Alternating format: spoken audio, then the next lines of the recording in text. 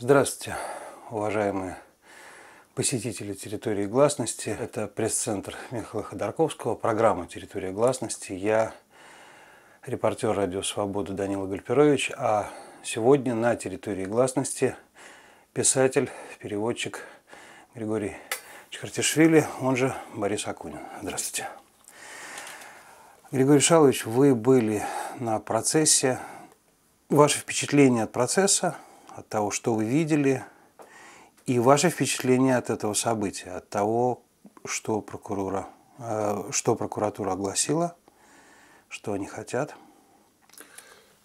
Я был на процессе не в тот день, когда выступала прокуратура, а в тот день, когда закончились прения. И я уже знал, чего хотят прокуроры, да, и первая волна эмоций по этому поводу у меня уже схлынула. В день, когда был я, выступал Платон Лебедев и выступал Вадим Клюганд, и они выбрали, на мой взгляд, тактику, которая была правильной. Они сами выступали в качестве обвинителей. Они не оправдывались, они нападали. Нападали они на прокуратуру. Это была речь не людей, которые говорят, что мы не виновны, это была речь людей, которые говорят, что вы виновны по таким и таким статьям.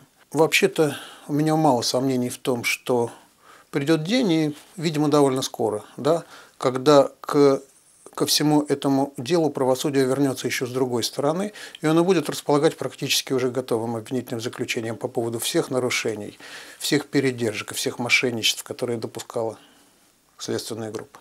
То есть у вас сложилось впечатление, что как раз то, что говорили Лебедев и Клюганд, фактически было результатом, может быть, гораздо лучше проделанной работы, которая ляжет в основу будущего какого-либо судебного процесса. Думаю, что да. Я думаю, что эта работа не пропадет, потому что это все возмутительно.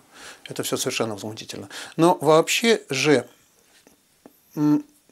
поскольку я человек такой, что ли, несерьезной профессии, литературной, да, мои первые и, может быть, самые сильные впечатления были не столько рациональные от всей этой сцены, сколько импрессионистские. Я скорее о них и спрашиваю. Да, скорее у меня какое-то очень такое яркое импрессионистское цветное осталось от этого впечатления. У меня вообще особенное отношение с цветностью.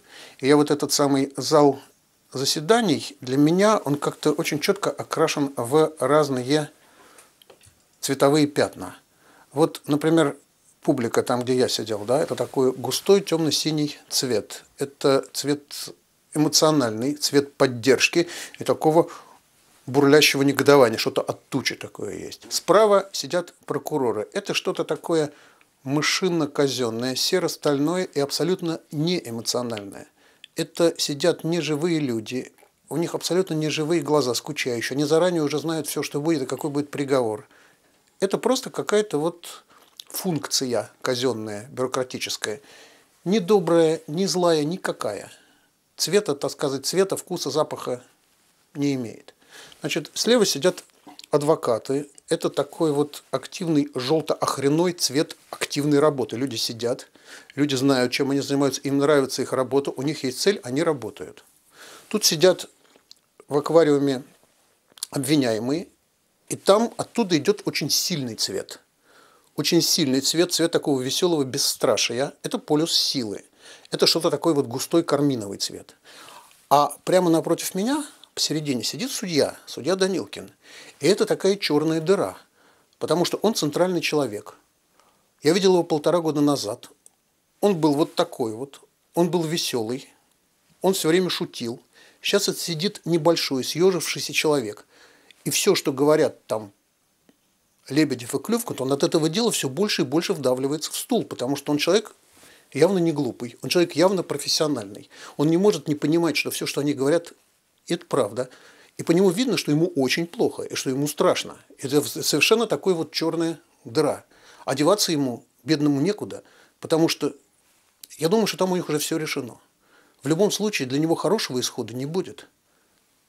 Потому что если он поступит героическим образом, да, на него обрушатся всякие последствия. Если он поступит не героическим, а этим самым серо-казенно-мышиным образом, да, ну, все-таки душ тоже куда-то девать надо, да,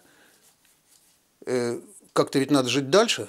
И все-таки, когда сказали про вот этот срок, было ли что-то такое близкое к шоку или вы ожидали? Нет, я что-то в этом роде ожидал. Шока никакого у меня не было. Я подумал лишний раз, какие же они все-таки идиоты. Вот, как они ничему совершенно не учатся. Кризис власти заключается еще в том, что на службе у власти оттуда вымывает и выдувает талантливых людей. Там остаются одни посредственности и ничтожества. Там остаются люди, которые даже свою поганую работу не могут качественно выполнять. Потому что эта среда не выносит ничего, что, так сказать, выдается, никаких протуберанцев там быть не может. Здесь есть очень интересные люди и очень интересные персонажи. Давайте мы лучше поговорим про них. Давайте. Вот сижу я, смотрю на это действо, да, сижу и думаю, это все лишено всякого смысла. Все заранее расписано, все заранее предрешено, да? Зачем все эти вот усилия, зачем эти разговоры, зачем эти графики, зачем эти выступления?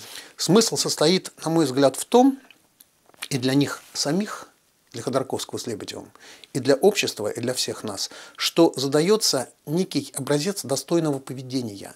Мы живем во времена и в обществе, когда красивых поступков и красивых людей мы практически не видим, да? Это времена, это времена серые, это времена очень приземленные.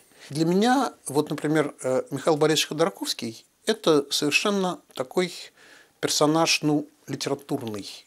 Это человек, я не знаю, каким он был раньше, я не был с ним знаком. Но я очень хорошо понимаю, что он абсолютно переменился. Да? За 7 лет меняются, как известно, все клетки в организме. Это физически уже совершенно другой человек, в нем нет ни одной прежней клетки. А уж нравственно и умственно, я думаю, тем более. Это у вас, простите, что я перебиваю, это впечатление, вот это самое зрительное от того, что человек говорит, как он говорит. После того, как я вступил с Михаилом Борисовичем в общение и обменялся письмами, у меня появилось личное отношение. Я проникся к нему уважением и искренним интересом. Я вижу, что это человек достойный. Чувство собственного достоинства – это самое ценное и самое раритетное чувство.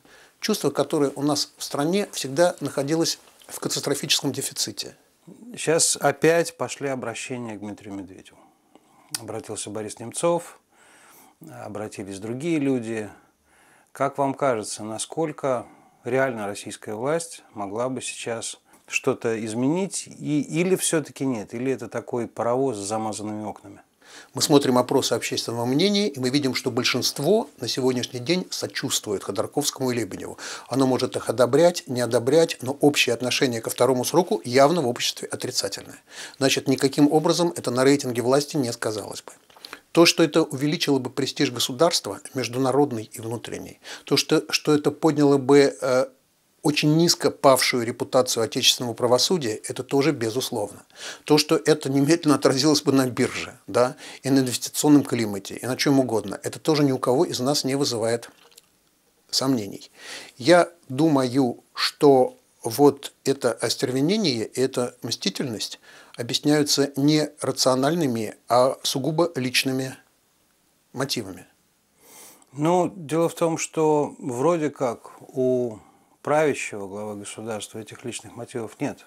Вы кого имеете в виду под правящим главой государства? Кто у нас в государстве правит? У нас по Конституции правит президент. Я не знаю, кто правит по Конституции. По Конституции у нас много чего. Мы все отлично знаем, что у нас как 8 лет правил Владимир Владимирович Путин, так он продолжает у руля находиться и сегодня.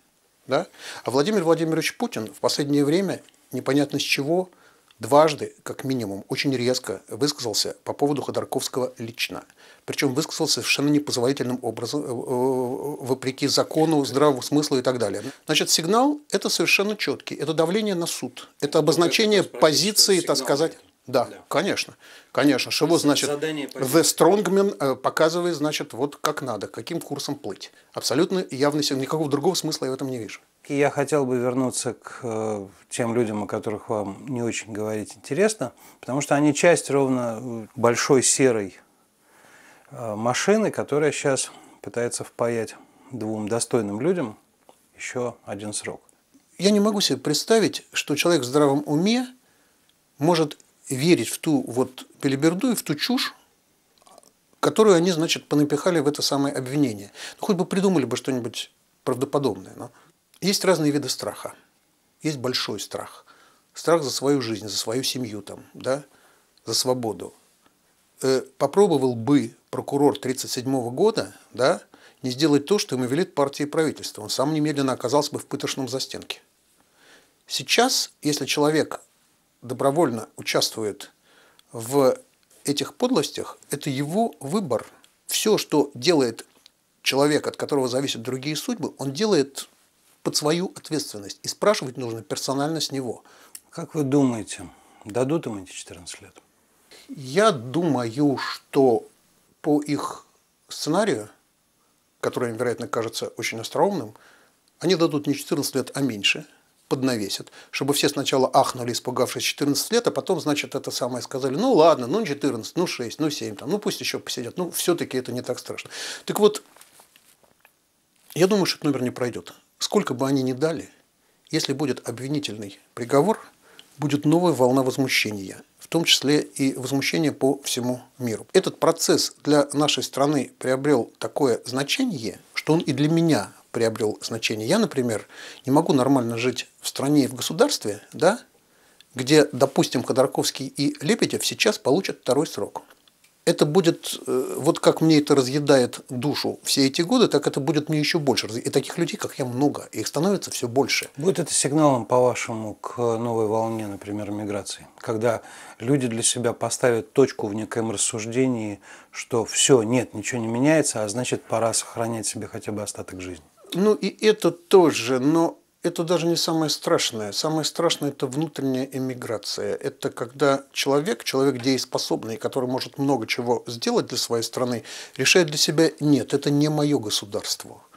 Я не буду в этом участвовать, так как многие из нас жили во времена Советского Союза. Государство само по себе, я сам по себе. Вот это отчуждение, да, между полезными членами общества, скажем так, и государством. Эта пропасть становится все шире и шире. Здесь невозможно будут никакие модернизации, никакие инновации. Кто их будет делать? Прокурор Лахтин будет этим заниматься. На этом процессе Ходорковского и Лебедева, да, нынешний властный режим, в общем, катастрофически испортил отношения с интеллигенцией. На самом деле это сословие в России всегда было важным и продолжает оставаться важным, как его ни назови. Кроме того, оно сейчас обнаруживает тенденцию к смыканию со средним классом, да, который приобретает в силу различных, так сказать, причин черты, ранее свойственные вот интеллигенции. Средний класс – это класс по определению, обладающий самостоятельностью мышления, потому что ему приходится самому устраивать свою жизнь. Можно ли говорить о том, что четкий сигнал сейчас с Запада, может быть, не обязательно с Запада, из демократических стран, в принципе, очень четкий сигнал, что если так будет, то отношения поменяются. Может ли это остановить? Понимаете, все наши проблемы – это наши проблемы, и мы должны решать их сами. Если нас за нас решает их дядя Вася или там дядя Сэм, они не решатся. Мы должны пройти определенный путь. Мы должны пройти определенный путь роста. В таком случае, что нужно сейчас сделать людям здесь? Преодолеть инертность, преодолеть равнодушие, сделать то, что человеку под силу. Это может быть подпись в интернете, это может быть письмо куда-то, это может быть участие в чем-то.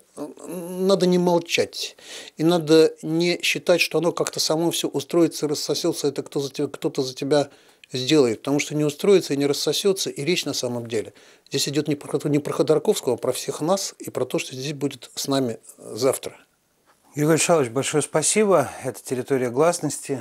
Я Данила Гальперович. Мы, как всегда, обсуждали главное на неделе на процессе по второму делу против Ходорковского и Лебедева. И я думаю, что о самом главном и даже о большем, чем те события, которые происходили на этой неделе, мы с Григорием Чхартишвили поговорили. Спасибо большое. Возвращайтесь.